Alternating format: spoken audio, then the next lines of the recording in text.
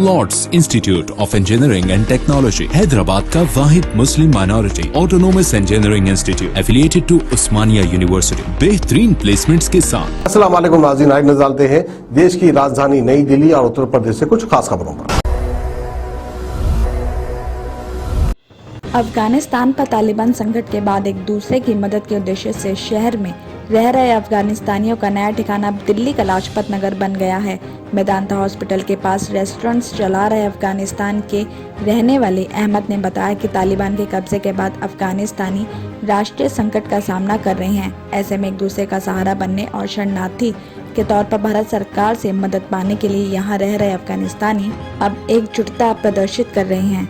यही वजह है कि सभी अफगानी अब दिल्ली के लाजपत नगर में इकट्ठे हो रहे हैं और इसी क्रम में मेदांता हॉस्पिटल के पास के इलाकों में रह रहे अफगानिस्तानी भी अब गुरुग्राम छोड़कर दिल्ली का रुख कर रहे हैं। आपको बता दें कि मेदांता, फोर्टिस, आर्टेमिस, नारायणा और कुछ चुनिंदा हॉस्पिटल्स ऐसे हैं जहां इलाज के लिए बड़ी संख्या में अफगान मूल के लोग आते हैं। खासतौर पर मेदांता में ही अधिकांश मरीज इलाज के लिए आते हैं और सेक्टर 38 और 29 में रह रहे हैं। लेकिन इस टाइम लगभग सभी अफगानिस्तानी दिल्ली के लाजपत नगर का रुख कर चुके हैं और सिचुएशन ये है कि सेक्टर 38 काबुल होटल अफगान मूल के लोगों के लिए रहने का एक बड़ा अड्डा है, लेकिन तालिबान संकट के बाद पिछले कुछ दिनों से ये भी खाली पड़ा है। उत्तर पूर्वी दिल्ली के शास्त्री पार्क इलाके में 22 साल की एक महिला के साथ जलती गाड़ी में सामूहिक दुष्कर्म का मामला सामने आया है। नौकरी दिलवाने का झांसा देकर 2 आरोपी गाजियाबाद से पीड़िता को गाड़ी में लेकर दिल्ली पहुंचे और इसके बाद राजधानी की सड़कों पर चलती गाड़ी में पहले एक आरोपी ने इस अंजाम को किया। विरोध करने पर आरोपी ने महिला को जान से मारने की धमकी देकर उसके साथ मारपीट भी की और बाद में शास्त्री पार्क के पास गाड़ी खड़ी कर दूसरे आरोपी ने वारदात को अंजाम दिया और इस वारदात के बाद आरोपी पीड़िता को सड़क पर छोड़कर मौके से फरार हो गए। बताया जा रहा है कि कुछ दिनों पहले एक अनजान नंबर से इस महिला के पास रोहित नाम के शख्स का कॉल आया था। तो उस महिला से नौकरी के बारे में पूछ रहा था और कहा कि उसके भाई की दिल्ली में कपड़ों की दुकान है, वो उसकी अच्छी सैलरी भी लगवा देगा। 16 अगस्त को पीड़िता ने आरोपी को कॉल करके नौकरी के लिए चलने के लिए कहा। आरोप है कि रोहित गाड़ी से गाजियाबाद के लिए लाल कुआं पहुँच गया। वहां उसने उस महिला को गाड़ी में बिठाया और दूसरे शख्स को अपना दोस्त बताया। इसके बाद आरोपी गाड़ी लेकर दिल्ली आ गया। आरोपी गाड़ी को दिल्ली की सड़कों पर घुमाता रहा और इस दौरान आरोपी ने गाड़ी की पिछली सीट पर उस महिला के साथ दुष्कर्म किया। पीड़िता ने पहले महिला हेल्पलाइन से मदद मांगी। इसके बाद मामले की खबर पुलिस को दी गई। पुलिस ने महिला का मेडिकल करवाने के बाद सामूहिक दुष्कर्म और जान से मारने की धमकी देने का मामला दर्ज करके आरोपियों की तलाश शुरू कर दी है और साथ ही पुलिस टेक्निकल सर्विलांस की मदद से आरोपियों की तलाश भी कर रही है। पुलिस के पास आरोपियों की गाड़ी का नंबर भी है।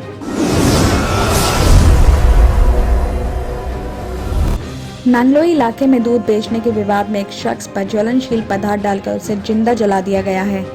बताया जा रहा है कि सोनीपत का रहने वाला राजेंद्र अपने परिवार के साथ स्वर्ण पार्क नांगलोई के इलाके में रहता है और घर के पास ही उसकी परचून की दुकान है। राजेंद्र की दुकान के बराबर में ही इसके पड़ोसी विजेंद्र की दूध की डेयरी है।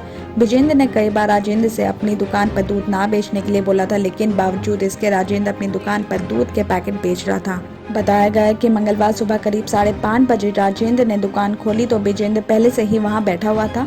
आरोप है कि कुछ देर बाद ही विजेंद्र और राजेंद्र के बीच दूध बेचने को लेकर कहासुनी हो गई और कुछ देर बाद दोनों अपनी अपनी दुकान पर चले गए। आरोप है कि 8:30 बजे राजेंद्र दुकान बंद करके अपने घर जाने लगा और इसी बीच पीछे से आए विजेंद्र ने राजेंद्र पर कोई ज्वलनशील पदार्थ डालकर आग लगा दी। राजेंद्र के पूरे कपड़ों में आग लग गई और पड़ोसियों ने पानी डालकर आग को बुझाया। गंभीर हालत में पीड़ित राजेंद्र कुमार को संजय गांधी हॉस्पिटल में एडमिट करवाया गया, जहां उसकी हालत काफी ज्यादा नाजुक बनी हुई है। पीड़ित के बयान पर पुलिस ने हत्या की कोशिश का मामला दर्ज करके छानबीन भी शुरू कर दी है। राजेंद्र अपने पड़ोसी दुकानदार पर जलाने का आरोप लगाया है। वारदात के बाद से आरोपी दुकानदार फरार है। नांगलोई पुलिस उसकी तलाश में छापेमारी कर रही है। पुलिस आसपास के लगे सीसीटीवी कैमरों की मदद से भी मामले की जाँच में जुटी है।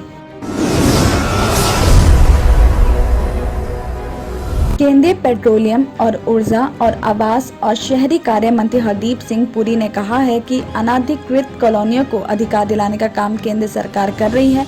अभी तक लगभग 8,000 से ज्यादा लोगों को मालिकाना हक दिया जा चुका है और ये जानकारी उन्होंने बुधवार यानी कल प्रदेश बीजेपी ऑफिस में संवाददाता सम्मेलन में दी है।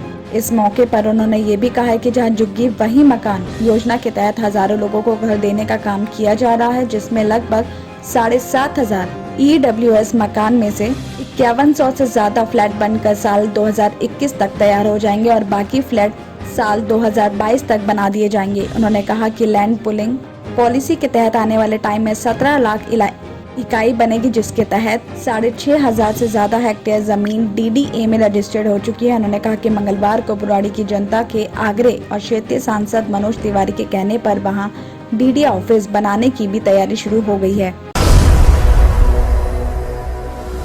अल्हम्दुलिल्लाह, हर साल की तरह इस साल भी आशुरा 10 मुहर्रम शरीफ के मौके पर जियारत आसार मुबारक करवाई जाएगी।